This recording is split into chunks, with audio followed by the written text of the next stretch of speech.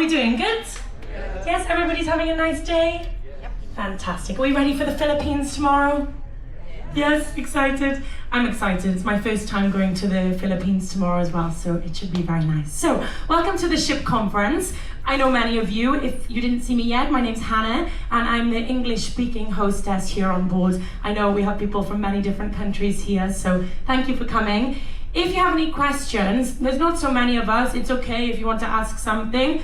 I'm not an expert, okay? I always say there's lots of things we cover here, the engine room, the bridge, many different things. I'm not an expert, but if there's something you really want to know, we still have a few days, until the end of the cruise, till many of us will leave. So if you do have questions, queries, you want to ask me something, you've got a curiosity about something particular, let me know at the end, and of course I'll be happy to answer and try to get some information from the right department, the right officers, the right engineers to give you the best answer possible, okay? And I'll be happy to go ahead with that. We're going to talk about many different things, okay? We're going to talk about the history of Costa, then we talk a little bit about the bridge, the galley, ship life on board, and then later what it's like to be a crew member and how it is, contracts, and that's my favorite thing to talk about is crew life on board, because I've been here for 3 years now with Costa. I've done 5 contracts, and I really love it, and I like to tell people about it and share that with you because it's something I'm very passionate about as well. So, first of all, we're talking about the first cruises of Costa, okay? So, Costa actually, at one point became a company transporting passengers, but before, Costa actually transported something else. Does anybody know what Costa was doing before this first passenger cruise? Cargo ships, exactly, more or less, yes, this type of thing, for products. So actually, they were transporting olive oil. So Costa was created by some people called Giacomo and Andrea Costa. They were the people that made the company, surname being Costa, and therefore that's how we have Costa, the name today. And they were transporting olive oil. So transporting olive oil from the coast of Sardinia to Liguria. Okay, so Liguria is the region sort of in the north of Italy where we have our main offices based even today. And that is, for example, Genova. Does everyone know where Genova is? Yes, so Genova is where our main hub is today, and we have our main offices there. So actually that's where they were transporting olive oil to Liguria, to that place, and we still keep that place as the main office today. So very, key point in the history of Costa and a very important city for us. So this was the first cruise. In 1948, the Annecy, left the port of Genova on the 31st of March, 1948. It's kind of similar, no? You're still doing the queues to come into the ship. It's pretty normal here. We have all of the decks there, the external decks. I always think it's interesting to see the difference with the lifeboats. You see the lifeboats, they're located much higher on the ship than they are now. Now they're on deck 4. Here they're a little bit higher, it seems. Does anyone notice the one similarity with this ship and the ships we still have today? I get the sea, the chimney, exactly. So Costa, even with its newest ships like Costa Toscana, Costa Smeralda, we still have the sea, very iconic, very famous, and of course something that we all love here. What makes us known around the world. So here, that's what we have. You see the cars, this would never happen today. The cars would never be allowed to drop off right by the ship like so. So it's a little bit different. And at this point, you notice that we didn't have the balconies. Okay, so we didn't have the balconies for the passengers. This came a little bit later on. But Costa was one of the first companies to introduce, in Europe, the balconies as well. So Costa actually began to be one of the most popular companies, at this time. So back in 1940s, 1950s, they were one of the most popular companies we were. And we started to do some very special things, We had some very sort of first-time things. For example, that we did the baptism of 2 ships. Does anyone know the 2 ships that were baptized on the same day? Anyone? No? We had Costa Luminosa and Costa Pacifica baptized on the same day. Also, we were one of the first cruise ships from Europe to go to Asia. Now we're in Asia, it's very nice, but we were one of the first cruise ships to do this. Also, I have a picture here, I'm going to pass it round. We were the first cruise ship to do the largest Aperol Spritz. Typical of the Italians, of course, the largest Aperol Spritz. and it was 1,000 liters, something like this, back in 2016, I believe. So I'm going to pass the photo around so you can see a closer look at this one, and feel free to have a look because it's bigger than the man. You can see the Aperol Spritz is huge. So this was one of the things that, you know, made Costa special and made us, you know, the leading company in the industry. So many innovations, lots of things, which made us the pioneers of the cruise industry. So again, some more photos here of the time when actually Annecy started its first sort of voyage, and that was the transatlantic crossing from Geneva to Buenos Aires. So now we have ships doing the world cruise. For example, Costa Deliziosa often does the world cruise, very long. But this was the first transatlantic cruise going to Buenos Aires. And the date that this happened, the 31st of March, 1948, was now made the anniversary of Costa Cruises. So that is why that is the day of our anniversary, which is that of Costa Cruises. I hope you're enjoying looking at that photo of the Aperol Spritz. So again, a little bit about the Annecy. So it was the first ocean liner to cross the South Atlantic since the end of the conflict, and the first to offer passengers air-conditioned cabins. Okay, it left Geneva bound for Buenos Aires on a fantastic journey, and since then we've never stopped exploring parts of the world, following a path of innovation, okay, and sustainable development, and developing dreams to many of our guests. And this is a little bit about the development of the logo from that moment. So 1948, you see, we kind of keep the same style of the sea, it's still pretty similar. The colors have changed ever so slightly. Something very interesting that I actually learned recently is that 1948, you can see, until 1980, it was actually a line, a cruise line, okay, which means not a ferry, but it kind of just goes from one place and back to the other, rather than doing full cruises. So only they started doing full cruises from 1980s, and that's where it became Costa Crociere, which means Costa Cruises. So before cruise lines, and now cruise ships, okay, cruise, Costa Cruise. And we move on to today. So we arrive at the newest logo, the most recent logo. Does anyone know what the colors may represent? What's the blue represent? Sea, obvious, it's okay. The sea, the sky, no holiday vibes. And what about the yellow? Obvious answer. What if I tell you no, not the sun? Olive oil. Very good. Who said that? Yes, olive oil. So as I told you, we were a company, of course, transporting olive oil in the past. So the yellow actually still represents the olive oil as well. So that's something which we have here today, the two colors, of course.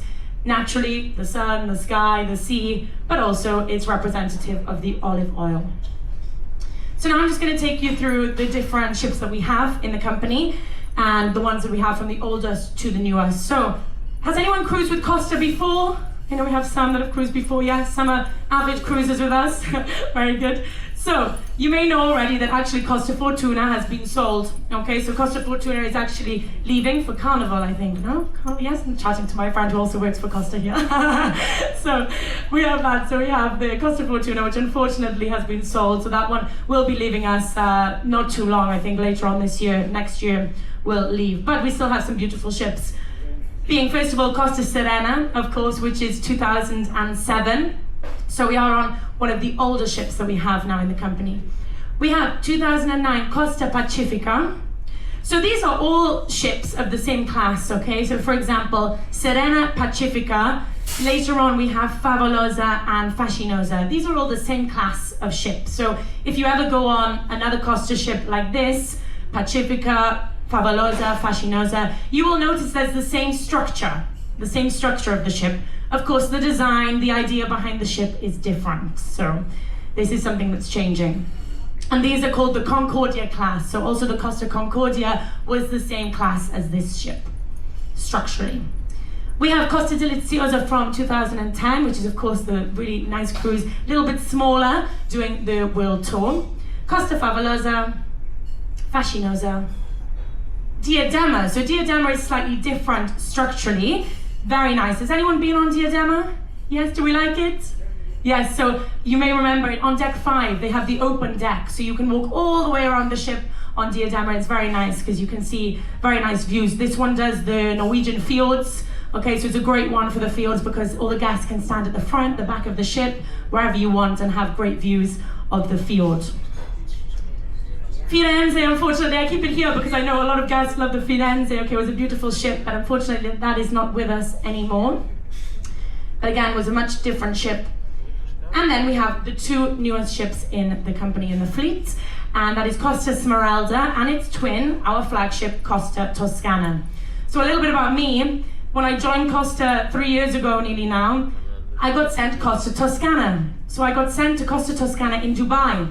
I was petrified. Just to give you some context of why I was petrified, because a ship like this, okay, is holding 3,700 passengers, okay, not too many, compared to Toscana, which is 7,000 passengers. Okay, so it's like a floating city, really, okay, really a lot of people, a very big place. You have the passenger area, which is huge, but you also have the crew area, which is huge. So I was totally lost. Anyway, you're overwhelmed when you first join a cruise ship. So it's something which is a little bit daunting, but actually a really amazing experience. So these 2 are the newest ones, much bigger, as I said, much more modern. Okay, so some people prefer the more traditional style of ship, like this one. This one is very nice for the families and, you know, younger guests, I guess, younger families who, you know, want to go to lots of different places and be around lots of people. I have a lot of guests tell me they like the smaller ones because they're more calm, you know, and you can enjoy the traditional style of the ship. But of course, those ones are huge. And we're part of the Carnival Corporation. So this is an American corporation. You may have heard of Carnival Cruises. This is the US cruise lines, okay? But we are all under the same umbrella corporation. So that's Carnival Corporation, Holland America Line, Costa, as you can see, P&O Cruises, AIDA, Cunard from the UK, okay? So lots of very different companies. But we have to follow the same rules and regulations that Carnival Corporation provide to us. Okay, so for example, there are things, safety regulations, training that crew members have to complete, and all of this is following the rules and the sort of ideas from Carnival Corporation. Sometimes we have people come on, you know, to check and make sure that all of these rules are being followed. Someone laughing there. Okay, so where was the Costa Serena born? A little bit about this ship itself. So she's a beautiful ship. Recently, she actually came out of dry dock. So we were in Shenzhen for 1 month before this, doing a lot of new renovations. So the design has changed slightly. They added a few new things, which is very nice. And Costa Serena was intended to symbolize harmony and serenity. I know, when we're with the Spanish and the Italians and they're all being noisy, maybe it's not so calm and serene, you know, like this. But this is the idea behind the ship. Harmony, all different cultures together, enjoying their time. So you can see, born in 2007, and a lot of the newer ships are actually made in Finland. Okay, so we have new ships like Costa Toscana and Costa Smeralda, which were built in Finland. Oh, we're changing the screen without me knowing. Okay, but actually this one was made in Geneva. Okay, so we have these ones made in the shipyard in Geneva. And these photos you see here are very recent, from the new dry dock that we actually just did. So they took fresh photos from underneath, so you can see here the thrusters, the stabilizers, everything nice and freshly painted. Who knows if it's looking like that now underneath after some navigation days, of course. A little bit about the width of the ship, okay, the length of the ship. It is 289 meters, the length of the ship, and the width is 38 meters then. Passengers, as I said, 3,700 passengers. Crew members, of course, it's changing depending on the day, the port. Some people finish their contract and they leave, but more or less, this was the week ago, maybe we counted this, and this was 1,039 crew members on board. So we move on to a little bit about the bridge and the offices there. So the bridge is the widest point of the ship. Why? Because we need to make sure we can see all the way along the side of the ship on either side. So it's the widest point. It's on deck 8 at the front of the ship. Of course, the main officers' cabins, the captain's cabins, right there close to the bridge in case of any need or any emergency. So We have the captain, we have 2 first officers, we have 3 security officers there, we have 2 chief officers, 2 second officers, 1 third officer, and 1 cadet. So you can see that the cadet is doing the training, okay, so they're on board for up to 12 months, can be split into sections, but they have to do 12 months here on board, overlooking everything, learning everything in person, and then they go back and they do exams, of course. So they do exams. Once they pass the exams, they can come back on board and begin as third officer.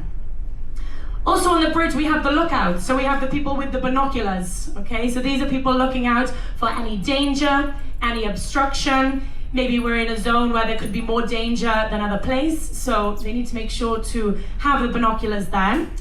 And they do in shifts, okay? So 24 hours a day, the bridge is manned. But actually, we are doing 4-hour shifts, okay? So 4-hour shifts, 6 of those, 24 hours a day. So we have some people on night watch, some people on day watch as well, of course. So you can see we have the 2 pilot seats. So these 2 are the 2 main seats where the 2 officers would sit, okay? And during the main time, there can be officers there, okay? Because we're in automatic navigation. You may be thinking of the traditional view, somebody there all the time with the wheel, but of course not. When we're in navigation, we have automatic navigation. When we need to do a maneuver, of course, we have to change to manual navigation. So during maneuvers, the captain must be there, the officers must be there, and the pilot. Does anyone know who the pilot is? Anyone? Yes, some? So the pilot is that person, okay, who is not working on board the ship, but they work for the specific port that we are going to. And they join the ship, okay? So they actually come alongside us. If you look outside when we're going into port or when we're leaving port, you may notice some little boats. And those little boats are escorting us into the dock or letting us leave. So they have knowledge that we don't have, okay? For example, maybe some knowledge or better in-depth knowledge. It's not that we don't have it, but it's just a better, more in-depth knowledge of the information that we need. So like wind speed, depth of the sea, and also then things like which ships are coming out of the port, which ships are coming in. They're going to tell us when it's okay to enter, when it's okay to leave, and so on and so forth. So actually, usually they climb up a ladder. I do have a photo coming, but they climb up a ladder onto the ship, okay? They're escorted in by the security, and they join the crew for a number of hours. Maybe they have a coffee on the bridge, they relax with the captain, they do their job, and then before we leave, they jump off the ship into the boat and go back to the port. Here. So just some more photos here of the bridge, a little bit closer up. So you can see here all of the maps. So these are looking at different points of the navigation and the port. And here's the control system. So as I said, I'm no expert, okay? So I don't know every single button, okay? But of course here, these are for different things, different maneuvers, different alarms here on the control system. And once again, some more photos closer up here. And we used to have sort of traditional maps, okay? So in the olden days, we would use the traditional maps. Now it's much more modern, much more technological. And everything is more like this, okay? So you have the radar, automatic radar plotting aids. And this is actually so clever, okay? Because any ship that is around us, any vessel, it can be for tourism reasons, for cargo, we can see it on the system. You click on that, and you can see all the information, the company, how many people, the crew members, the captain, the flag, what is the flag of that company, and you have all the information. So this is really something that is valuable. For example, if you're in the middle of a crossing and there's an emergency, you need some help, you know, perhaps you want to check here, you can check which ship is closest to you, and you can contact them actually. So this is something which is very useful for us. And then on each side of the bridge are actually 2 very important places as well. So here it's as if you've walked along the side and you arrive here at the side maneuvering controls. This is the most important part for when we are maneuvering into the port. So you think that maybe there's a big wheel to do the maneuvering. It's tiny. There's a little joystick about this big. Okay, it's really small, but it has so much power. And of course, that then moves the ship the way that we need it to be. And actually here on the side, you can't quite see it, but here on the side, there's a window. And the window looks down to the floor, okay? So it looks down all the way to the pier. Does anyone know why we would have the window? No? Anyone?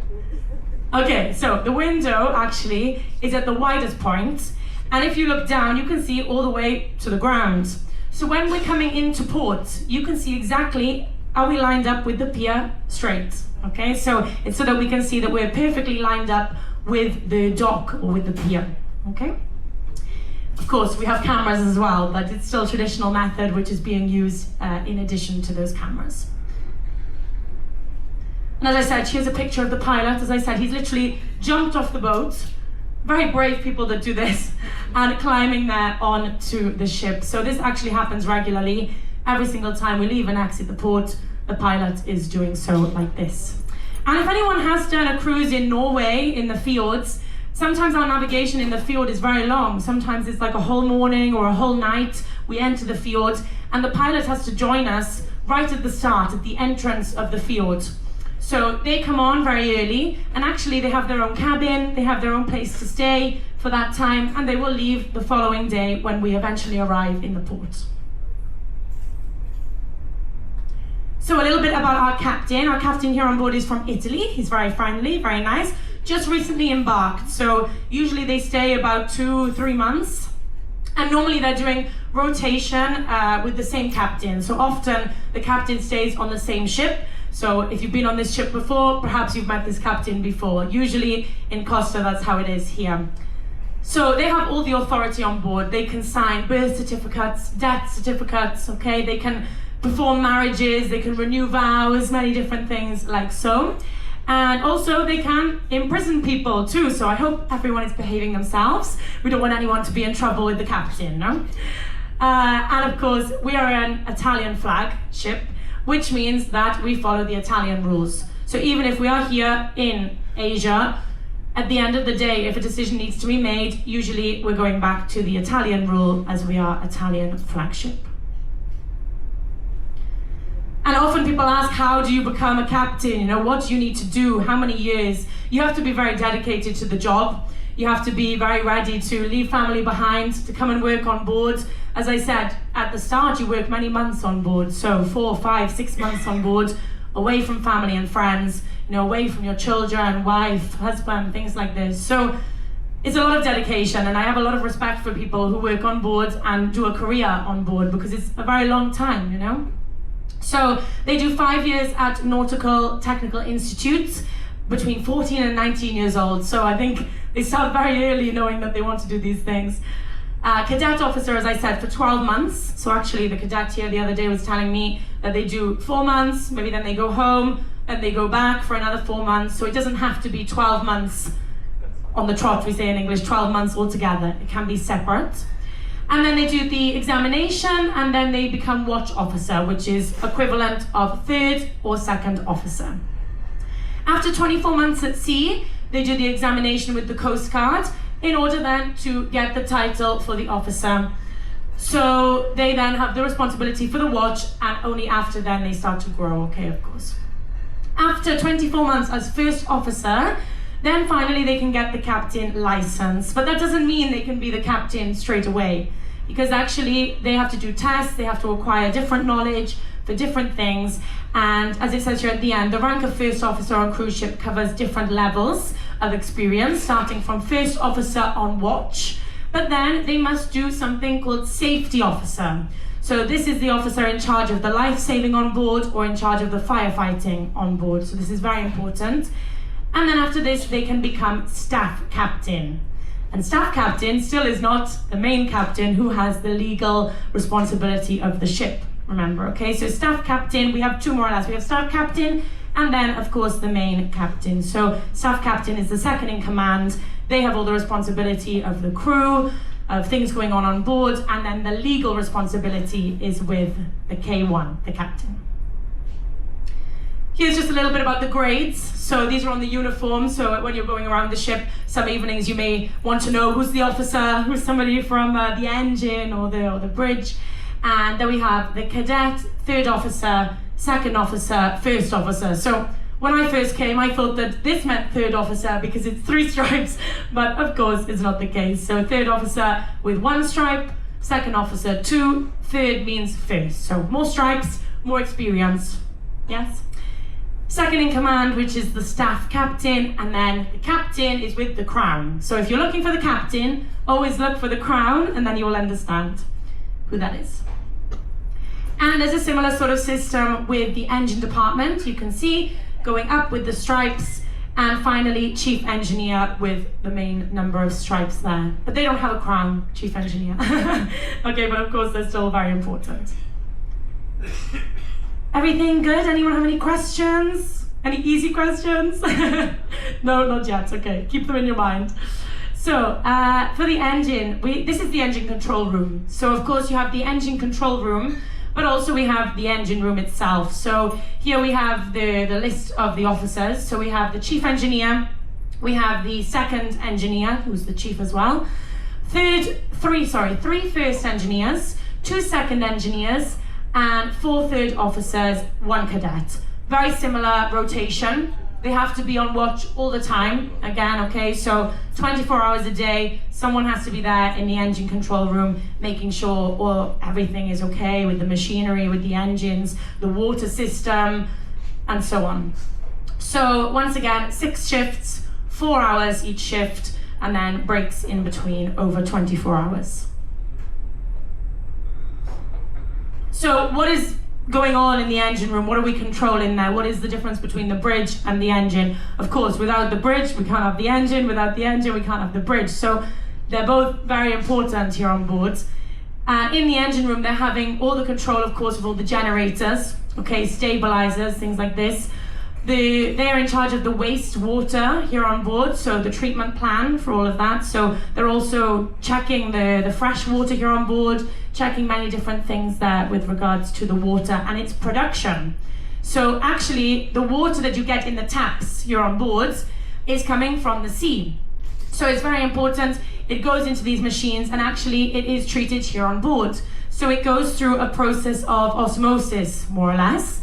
And we have to treat it here on board, pH levels, make sure that the chlorine is correct and all the levels are okay for, of course, washing and brushing your teeth, things like this. But we always say don't drink the tap water in full consumption because it's not as good, of course, as the water we have in bottles. Then we have the air conditioning here in the engine control room. Electricity is also there. Swimming pool water temperatures, okay, jacuzzi temperatures, and as I said, the propellers.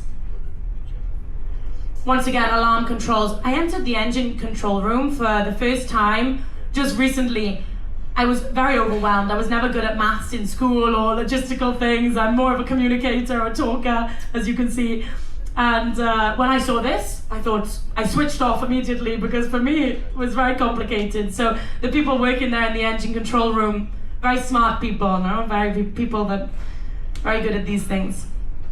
And we have the diesel generators. So for all the men here, I know you probably have a lot of knowledge on this, but for myself, there's some knowledge here. Is the 6 generators that we have here, 12,600 kilowatt. Which is used during navigation. Okay, when we're in port, of course, we don't have to use so many generators, so we just use 1 generator in port. All the passengers are off, so we don't need to use so much energy. But of course, when we're in navigation, we need to use more. They are not using all 6 at one time, okay, for sure, that's not the case. Electric motors as well, so 2 motors rated at 21,000 kilowatts. Just some more photos here of the propellers. So in the dry dock, they managed to get some really good photos. These propellers are huge. Well, I remember in another ship I had the photo with the propeller, and it's huge compared to a human being, no? So they're very, very big. You wouldn't want to get caught in one of these propellers going around here. So 2 fixed propellers, as I said, powered by those electric motors. Some pictures here of the other propellers that we have, or the thrusters, that are more set inside. Work there. And the water production. So as I said, this is what the water production system looks like. So this is all beneath sea level. So for example, deck 0 is water level, but below that we have deck A, deck B, and even deck C. Okay, so we call it Alpha, Bravo, and Charlie. Okay, so they're all below there. And I've never seen this. Okay, so it's very restricted. Okay, security protected. Sometimes you can enter the engine control room if it's for reasons to show somebody or for information purposes, but it's restricted also with security controls. Here, no one can go, really, just the engineers, okay? So only the engineers, the captain, can enter this sort of area where we have the water production system, or we have the generators that are located on the lowest deck of the ship. So as I said, again, at the water production plant, this is where that treatment is happening, the evaporation process, and everything is being treated correctly. The same with the wastewater, okay? Any wastewater has to go back into these machines to get treated, to then be put back into the sea at the correct level, okay? So this is all approved by the maritime agency, by the maritime governments, and they're making sure that everything is at the right level. And this is what it looks like at the front of the ship. So we see, the nice white part, of course, but at the front of the ship, there's this big sort of bulb, and this actually helps to reduce friction with the water. So as it's the first point that enters the wave, I guess, or the water, you can see that's there to help reduce the friction of the water. So you can see when a ship enters dry dock, they take all of the water out from underneath, and then all of the mechanics, the workers, the painters, they can all go underneath with the overalls, of course, the helmet, making sure it's all safe. And speaking of safety, so moving on to safety on board, every single crew member must complete training, okay, before they come on board. So before you can even get your contract to work on board, if it's in the bar, the housekeeping, officer, whoever you are, everybody must complete really important training on things like firefighting, first aid, okay, also survival techniques. It's a very interesting period of time before you come on board, because sometimes you may have not even stepped onto a ship, and you go to this training course in your country and you learn so much. It's really probably a week of my life where I learned more than I ever did in school, okay? Really, you learn so much. And in addition to this, once you come on board, even if you have your training certificates, you do your flight, you do all your documents, you come on board, you don't go to your cabin for a shower, you don't go to eat something, you get escorted immediately to the training room. And in the training room, you have a training on the ship that you have just embarked on. So we immediately have to learn about all of the safety procedures for this ship, because of course that night you're likely to be sailing, and every crew member is responsible for the safety on board. And also every passenger is responsible for this too. So the ship is split into 7 different vertical zones from 0 to 7, okay? And there we have, of course, all of the separation. Does anyone know why we have these separations? Anyone think why? So the separations are actually in case of a fire or in case of a leakage. So for example, if there was a fire here at the back of the ship, in order to stop it spreading to the front of the ship, we must have some kind of separation, some way to stop the fire from spreading. So the systems that we have are very, very high quality. Of course, they're very safe. And we have the fire screen doors. So for example, you see the main doors, they're of course fire screen, but we have the big fire screen doors. So these are heavy duty doors which can be pushed back with magnets. But if the bridge wanted to, if they saw there was smoke, fire in an area, they press a button, all of the screens shut. And for example, we're here at the back of the ship. So that means here we separate, and perhaps the fire would not spread all the way along, or at least it gives more time for people to move to a safer place. So we have to learn about this as soon as we arrive on board. Then after we've done 2-3 hours of training, we can go say hi to our friends, have a coffee, and so on and so forth. And here in even this lounge, you can see, if you look up, you can see some little metal sort of sprinklers here, and you will notice these all around the ship. And these metal sprinklers are for the water, so if there is heat, fire detected, automatically they set off. We have 7,223 sprinklers on board, and these sprinklers go for 3 minutes, and they let out 300 liters of water. So a huge amount of water is let out, of course, preventing this. You'll notice these even in your cabins, okay? So they're everywhere, all around the ship. And we have, of course, smoke detectors. Firstly, remember that the smoke detector, which is the most important, is your nose. That is your main sense. You're on board in any situation of sort of safety. But we do have the smoke detectors as well, so 5,471 smoke detectors. We have, of course, the fire exit buttons. I'm sure you've seen these before. Same as always, the manual call point, and you break the glass. And as I said, we have the regular doors here, but in total we have 938 fire screen doors. They are Class A, and they, of course, withstand the fire test, and the unexposed part does not exceed 180 degrees after 1 hour. So you can see how important it is that if there's a fire in an area, we shut the doors in order to sort the situation out. Someone's asking me a question, tell me.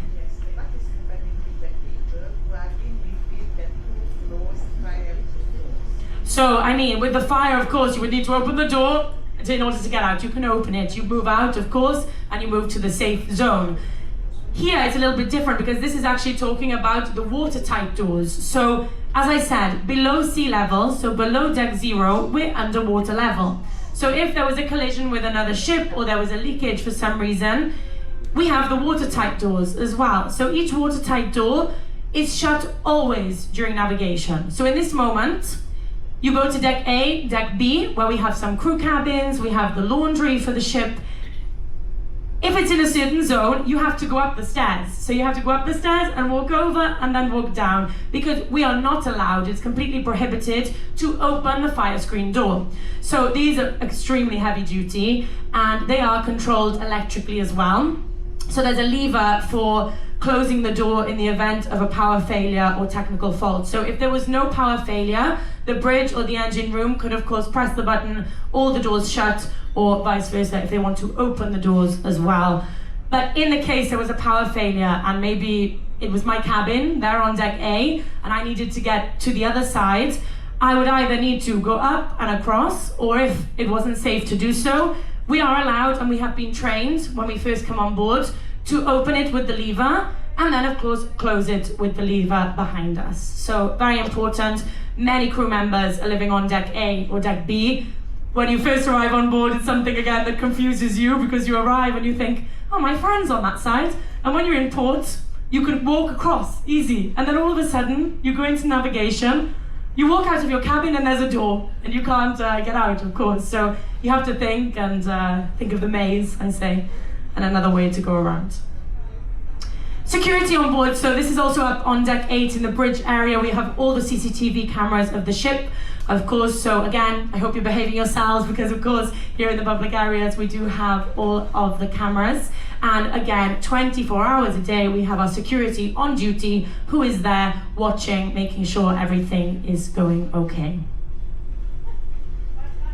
And I told you about those courses that we did. Of course, everybody on board is trained to fight a fire. We've all done basic firefighting training. But actually we do have positions on board where if you ever see them walking around, their name tag says firefighter. And that is because their position is firefighter. It's not something that happens too regularly on board, luckily for us, but they have to do daily rounds. So because we have all of these smoke detectors, all of these sprinklers, fire extinguishers, fire doors, they have many duties every day to go and check and make sure that the ship is safe in case of emergency. And of course, if there was one, we have all the equipment, all the protective gear on board to fight a fire. And this is a little example of that compulsory training I was telling you about, which you do ashore before you start. So I did mine about 1-2 weeks training on crowd management, first aid, firefighting, survival techniques in the water. Also, we learn about what is in a life raft and how to flip over a life raft whilst you're in the water. So this is something incredible, actually. And I always say about the firefighting, people look at me and think, Hannah, you couldn't put out a fire. And I say, no, actually, I can, I've done it, you know. And it's not just the sprinkler. They do, of course, you learn about all of the extinguishers. But the final part of the training, there's a metal container. They set the metal container on fire. They put you in a team, in all of the gear, the oxygen mask, everything that you need, the oxygen gear on your back, everything you need, and you go into the fire and you have to put it out yourself. So it's an incredible experience because you learn about the smoke and it's completely pitch black. You can feel the heat on you, you know?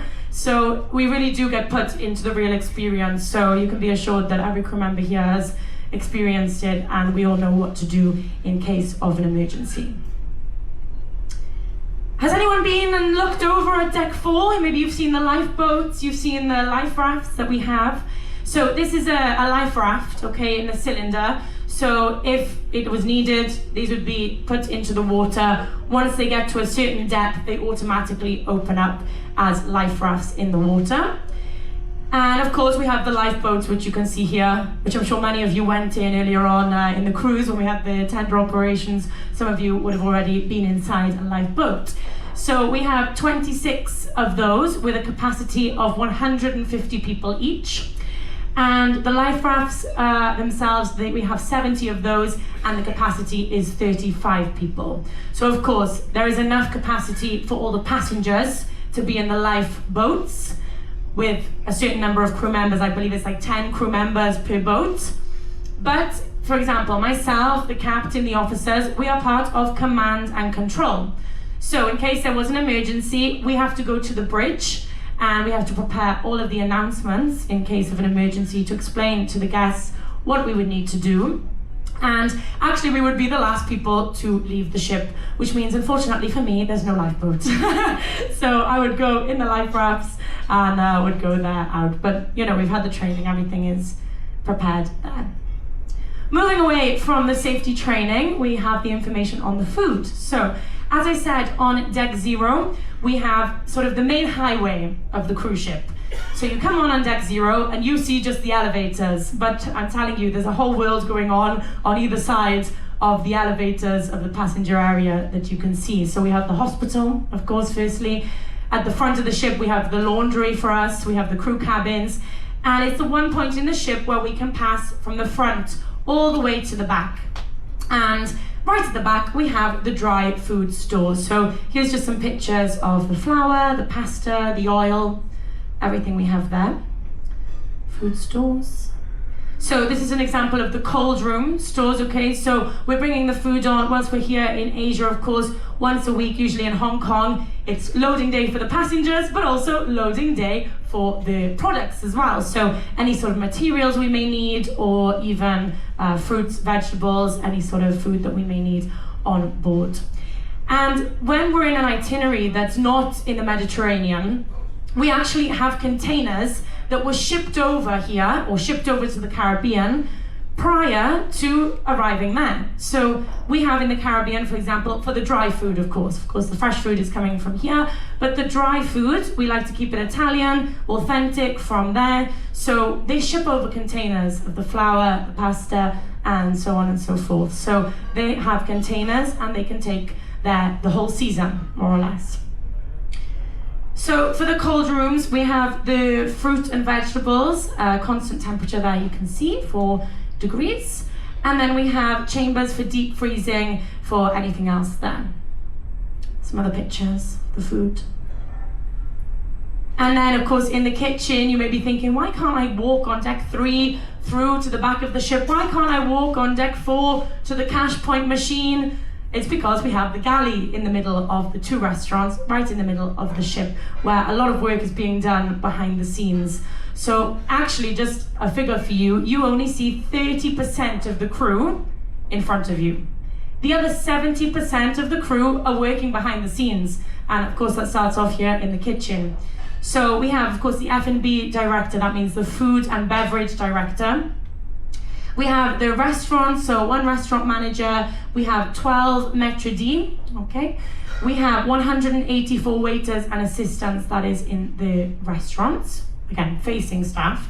But behind the scenes, we have in the kitchen 1 executive chef, 2 sous chefs, 169 chef de partie, my French is very bad, and commis, and 62 maintenance operators. So that's the cleaning, the operating of the sort of dishwashers, the ovens, and so on and so forth.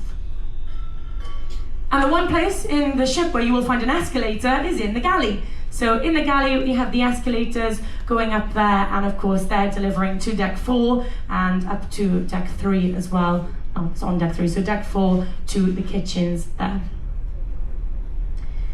And the design is a square, more or less, a rectangle. And in the center is prepared all of the hot foods. And on the outside, which you can't quite see, I think this is the outside actually. Here on the outside, you have the cold food preparation. And on the inside, you have all of the hot food. One of the lovely guys there stirring something. You can see it's all a bigger scale. It's not like our saucepans at home. Everything is a much bigger scale. Way bigger quantities being made on board, of course, for 3,000, 4,000 people with the crew as well. Remember, we're eating as well, so someone has to prepare our food too. And this is my favorite, the pastry chef. They're like artists, no? Okay, they really create incredible dishes, okay? The desserts that you have is like a piece of art, a work of art. And they're there, it's kind of like a factory operation, no? Some of them doing the cooking, then some doing the artistry work to design the plates. So it's really something incredible. You can see some more nice photos there.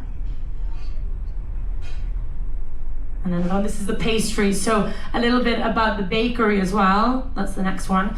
The bakery is 24 hours in operation. Okay, I actually was just in the galley this afternoon and I smelled the bread and they were doing the kneading of the dough. It's all very fresh, okay? So everything is being made. For example, in the night, it's being made for the morning. So at breakfast, you wake up and you have those fresh croissants and the nice bread rolls. And then the same, we have a new team to do in the day for the lunch and the dinner. So everything is constantly going round and round, and they're preparing the dough. You can see completely fresh here. Another picture. And some more quantities here of how much we're consuming. So you can see pasta, meat, fish, and I believe this is per day if I'm not mistaken. So 285 bottles of wine, beer 1,345 liters, yogurt 120 liters, coffee 55 kilograms, so huge amounts are being consumed by everyone here on board. Oh wait, somebody was taking a picture. Maybe not stopped. And also with the food comes the waste, of course. We're on a cruise ship, people like to indulge, people like to eat more than they think they can eat, you know? So of course we do have waste, and actually it's something which the cruise industry takes very, very seriously, and here at Costa it's something that we take very seriously actually, and we have an environmental officer here on board checking the amount of waste that we are producing. So the first thing that, again, crew members have to complete training on is waste segregation. So if you ever went to a crew area or the galley, you're always going to see these bins with hard food, soft food, glass, paper, aluminium, everything, batteries, okay, aerosol, and we all have to be responsible for our own waste. But we do actually have a recycling center as well, which is this one. So the recycling center, there are people, again, those 70% of people working behind the scenes, some of which are in the recycling center, separating glass from paper, from everything, plastic, by hand even, okay? Because human error, people put things in the wrong bin, so somebody has to check. So they're there all day separating the rubbish that we have here. And with regards to the foods, you can see it says here, food waste is processed by a system that dries it and turns it into a powder. Now this is approved again by the maritime governments, and this is the only thing that after it has been treated, so soft foods can go into here. That's anything that's not bones or eggshells or sort of corn on the cob, you know, the hard part of that. That cannot go into this machine. But soft food, okay, leftover meat, leftover egg, anything that's soft, vegetables, fruit, it can go into what we call a biodigester, which is this machine. We weigh the waste, we make sure we weigh it, we see how much waste is being produced, and then it goes into the biodigester. It's being reduced, and this reduces the volume of waste by up to 75%. So we're doing our best to know how much waste is being produced, how we can reduce the waste that's being produced, but later, how we can reduce what we're putting back then into the ocean, which I said has been approved by the maritime government. So it's going in there, it's being treated correctly, and then it's safe for the wildlife, for the marine life, and so on.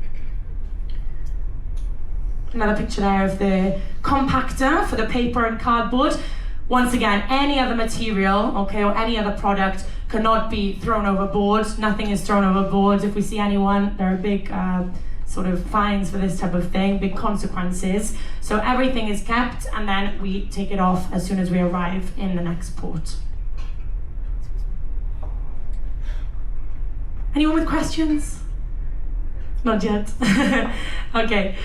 So in the laundry, so as I said, we have the main laundry actually below sea level. This is on deck B. It's very hot down there. I'm always warm on the ship anyway, but when you go to the laundry, it's a very hot place to be because of course we have all the washing machines, all the dryers, and you can imagine there's a lot of things to be washed on board. So bed sheets, towels, uniform for crew members.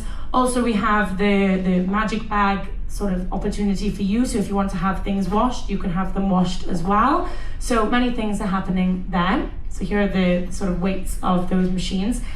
And one thing I always like to note, 17 crew, 17, only 17 crew working in the laundry. So it's such a small amount of people who are doing a huge job. And as I said, it's not the most pleasant. It's a little bit hot down there. It's noisy, you know. So really hats off to them for doing this because it's a very challenging job as well. And inside the areas of the cabins, we have some crew areas where we have chutes. So they have different bags for the towels, for the dirty laundry, things like this. And each one is put into a chute, and it shoots down all the way from the highest deck, deck 10, for example, deck 11, all the way down to the bottom floor, as we say, deck B, and out it comes so they can then pop it into the laundry. And we have, again, incredible machinery. I know all of the ladies who have to do all the ironing, all the washing, all the folding, and thinking, oh wow, these machines are very high quality, you know, sort of modern and very impressive machines. So, like for example, you lay the towels or the sheets out on this one and it dries them, makes them nice and flat. And they even have towel folding machines. So there are even machines that you just put the towel in and the towel is being folded, so it doesn't have to be done by hand. And some numbers per day here. So we have approximately 7,000 napkins, approximately 2,000 tablecloths per day being washed, and per week, approximately 35,000 sheets, okay, being washed there. As I said, plus uniforms, plus passenger clothing as well. Some pictures of the guys there working together. And again, more people that you're not noticing, because remember, this is a floating city. So being a floating city, being a company that we have passengers on every single day, what if there's a broken chair? What if there's a slit in one of the sofas? What if a light is not working? What if we need something sewn up? We need a suitcase fixed for a passenger. We have all of the workshops here on board as well. So carpenters, plumbers, electricians, and here are their workshops as well. So metal workers as well, who are all working behind the scenes. My favorite is the tailor, because I'm constantly having to buy a new uniform and it's too long for me, or it's too short for me and I need it altered, or perhaps I lose a button. I haven't lost one yet. I lose a button and I need it sewn back on. So we go to the tailor, we can go there. This is a cruise service only, and they will make sure that our uniform is looking nice and smart for the next day, or the next moment. More workshops here. There's the carpenters area. You know, and these people, some of them have been working in the company for years, you know, and they stay behind the scenes working for years, and they're here doing this. And of course, on board we do have a hospital as well. So this is here for passengers, for crew.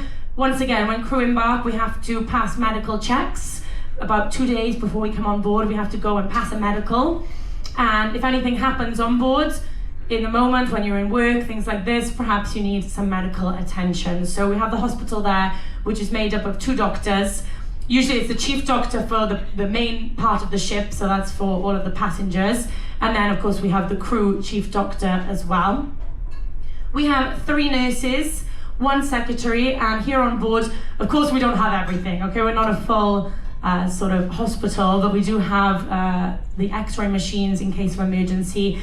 And then in case something more important is happening, there are times, I'm sure you heard, we did have the other day a medical rescue, okay? We had to have medical attention for a guest, something extra, okay? So they have to be sent to hospitals ashore as well. So often we have to change route or take a detour to get someone off, or we have a pilot disembarkation, or in some cases, if you're in the middle of the Atlantic Ocean sailing to the Caribbean, maybe we need a helicopter as well. So these things do happen actually quite regularly on board, and we do need the medical attention from ashore sometimes as well. It actually happened to me. I actually disembarked from Costa Fascinosa Medical because I hurt my leg when I was in the gym. So I went to the hospital. This was only 1.5 months ago. Luckily, I recovered quickly. I went home. I had to do an MRI scan. So I then had to start a new contract here on Serena. So there's good sides to it. I'm happy to be here in Asia. But of course, I had to leave suddenly. And then you have to say bye to friends and family and things like this. So complete new medical tests to then come back. This should have been earlier, sorry, this is the uniform. So we do buy our uniform here on board, okay? So we buy it at a discounted price, and usually if you do more contracts, you keep your uniform. Hopefully you don't lose too much weight or put on too much weight, and you can still fit into it for a little bit of time. But yes, if I need new trousers, if I need a new jacket, I go there and I have my new uniform. And to end, my favorite part is about the crew. Okay, so I obviously like to talk about my job, my life, and to give you a sort of insight into what it's like to be a crew member here on board. So on board Costa Serena, we have, as I said, 1,039 crew members. Look at the difference between this. We have 845 men and only 194 women on board. So, you know, I asked myself, how am I still single if there's 845 men and only 194 women? But you know, it's like this. And nationalities, we have a huge amount of nationalities, 35 nationalities on board. This is what is so beautiful about Costa. We have so many nationalities coming from so many different places. We don't understand each other at the start, you know, we have language barriers, we have cultural barriers. And yet I ask myself, how, first of all, do the crew members live in this one place in peace, you know? And also, we have so many passengers from all these places, and I think it's phenomenal how we can live, you know, in harmony, as Costa Serena symbolizes, in one place for a period of time. I really do think it's an incredible experience. And with the percentage difference, 19% of women, 81% of the crew are men. So it's a huge difference. But in the company as a whole, we do have, of course, women reaching those higher positions. We have women in the bridge, women in the engine control room. We have women as hotel directors, as management as well. So, of course, we have a big mix, but the girls are still doing well. It's okay. And as I said, nationalities, Philippines, India, Indonesia. I had a colleague from Finland before. France, Italy. I'm the only Welsh on board in the company, so I'm proud of that. But yes, lots of different nationalities. And I also get questions a lot about the contracts on board. So some of the contracts that we have are changing depending on if you're from the EU or if you're non-European. So EU staff members and crew members work 4 to 6 months on board. So the minimum number of months is 4. The maximum is 6 months. After 6 months, we would need to sign. So if the company wanted us to extend, we have to go to the crew office, read the contract, and sign to do a longer period of time. But the non-EU, so anybody not coming from Europe, are working a really long time on board. So anything between 8 up to 10. I've even seen people doing 11 months on board. And I want to remind you, we work every single day, okay? So every single day. When I first got the job for Costa, I thought, yeah, for sure I'll have a weekend off. For sure I will have one day off. And you arrive and you realize, oh my gosh, I have to work every single day. So of course we have our legal breaks. So luckily in this beautiful itinerary, we can go outside and enjoy and have a nice time in different places.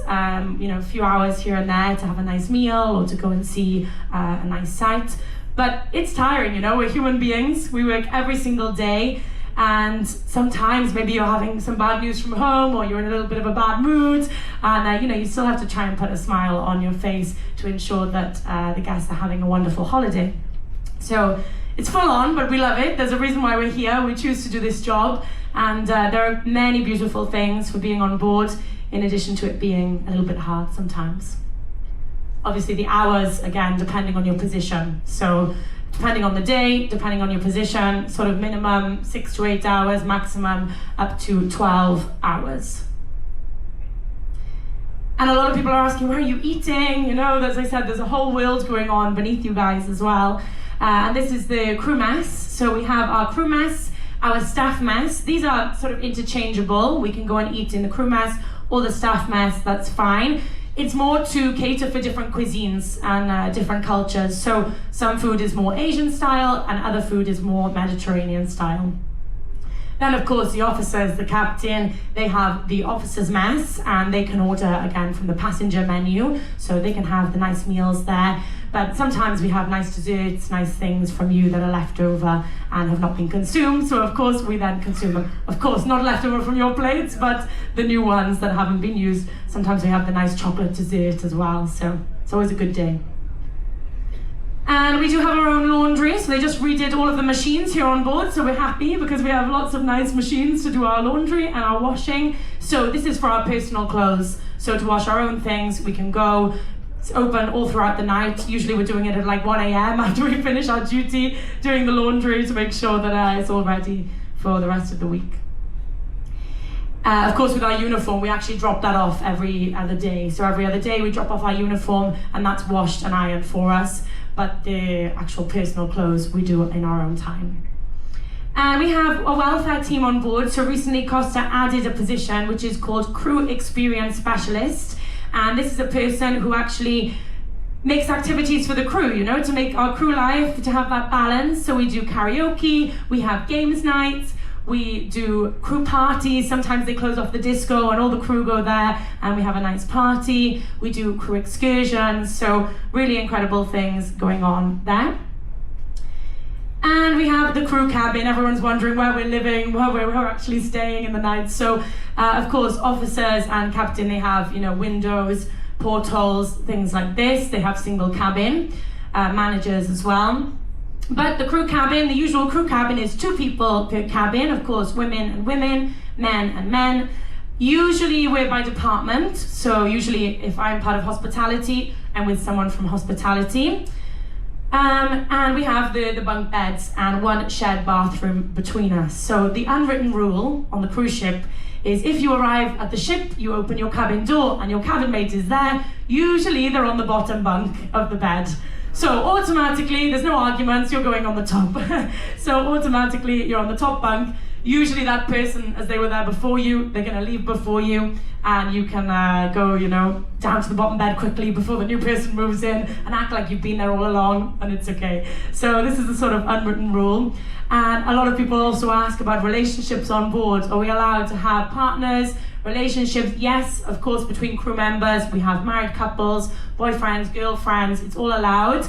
But of course, you have to communicate with your cabin mates, because if you have a cabin like this and you say, can my boyfriend stay for the night? Can my girlfriend stay for the night? Sometimes the other person doesn't want it. So you have to be respectful, you have to communicate. But if all is happy and all is good, sometimes you're 3 people in 1 cabin. So I leave that to you to imagine how you wish. But yeah, sometimes we are a little bit 3 in the cabin, but you know, we respect each other. As I said, this is our life. So we do stay here on board for 6 months, 10 months, and therefore we have to have our own personal life as well. You know, that's quite normal for us. So storage, we have sort of 1 wardrobe each, some drawers. We have to put our suitcase under the bed, you know, and actually it becomes very comfortable, you know. The first time I came in, I thought, oh my God, there's no window, you know, it's pitch black, what am I gonna do? Cabin fever. But actually it's very fine, and it becomes a place of peace, a place of rest for us, some quiet finally, and you know, we work very hard. So as soon as you enter the cabin, usually you have your shower, you jump into your bed, and in 2 minutes you're asleep because you're so tired from working all day. So for me, it's my favorite place to be, in my bed, cuddled up, and I can go to sleep. So everything is good. And we also have some other facilities on board for the crew. So this is an example of the crew gym. We are also allowed to use the passenger gym when, for example, you're all out in the port. We can use the passenger gym with a nice view, or if we want to use the spa facilities, we can pay a sort of discounted rate and go there. And this is my favorite part. Of course, think of all those people working beneath sea level, you know, in the laundry, in the galley. You're in your cabin, you don't have that light. So this is very important, and this is what I think Costa is doing very well. We have some really, really nice places to relax outside, closed off for crew. So we have the jacuzzis there if we want at the front, okay, on deck 4. So we have our crew area there. Actually, if you go to the higher decks, you can see down there. And then up on some of the higher decks, they just recently refurbished this and put a new crew area. So there we have sunbeds, we can sunbathe, take some air, call our families. So it's a really great addition to our cruise ships. And finally, our favorite place on board as crew is the crew bar, of course. So we need to go relax, have a drink, as I said, sing karaoke, play games, socialize with people from other departments. So we have a lot of fun here. We get coffee in the morning, have a small drink in the evening once we're off duty, and we can enjoy that in the crew bar. So really, sometimes you have people there till 2, 3 a.m. in the morning, then they have to wake up at 7, but some people want to switch off like this. So we have dart boards and sort of foosball, the sort of mini football that you can play. So yes, it's a very good time here on board, and we work hard, but we play hard as well. So we have a great time. So I hope you enjoyed all of the information. If you have any questions, I will remain here if you want to have a little chat. Otherwise, enjoy your dinner. Have a nice evening on board Costa Serena, and I will see you all around very soon. Thank you. Bye-bye. Thank you.